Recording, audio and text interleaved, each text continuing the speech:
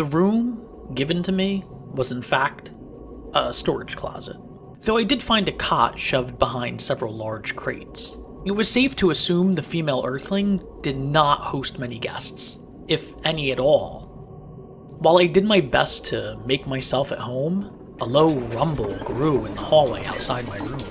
I ran over and pressed my face against the door's small window to peek out. Nothing.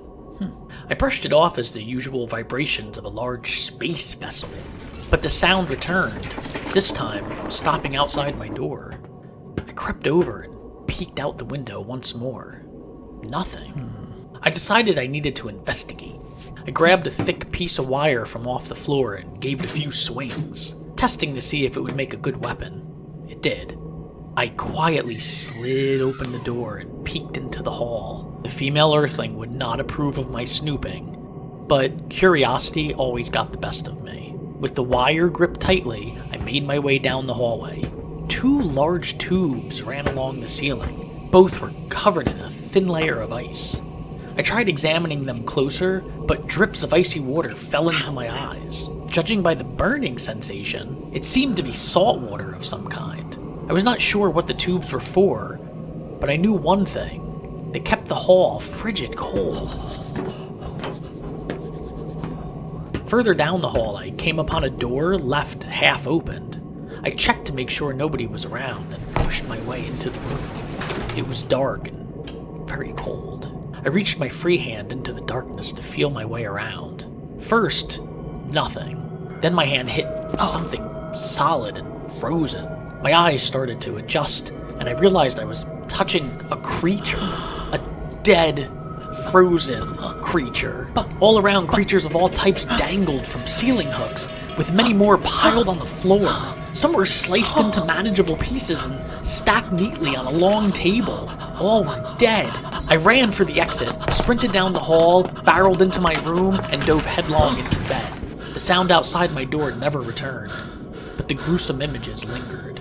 Nervous that someone or something may come to add me to this horrid room, I jumped up, locked the door, checked it twice, then hid under the covers with the female Earthling's journal close to my chest.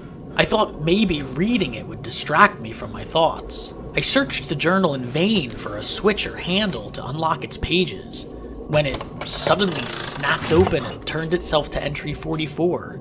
It surprised me, but I was much too eager to read than spend my time figuring it out. The pages were thin like paper, but digital in their print. But the borders of the pages were covered in handwritten notes and scribbles and drawings. Being the curious type, I tried flipping deeper into the journal, but the pages themselves would not part. Somehow, the journal locked all the other entries except those I was told to read. Clever technology, indeed. With a quick tug, I secured the covers over my head and read the female Earthling's journal. Note: this entry consists of brief definitions that appeared to be added as they were learned. Journal entry 44. Don't eat the grot. Plague. A derogatory term. Species that are unable to take part in the universal community due to a lack of technology, choice, or simply not producing any goods or services needed or wanted by others. Skip. The act of traveling faster than light. Blind skip. Traveling faster than light without navigation. Considered suicidal. Dwarf juice.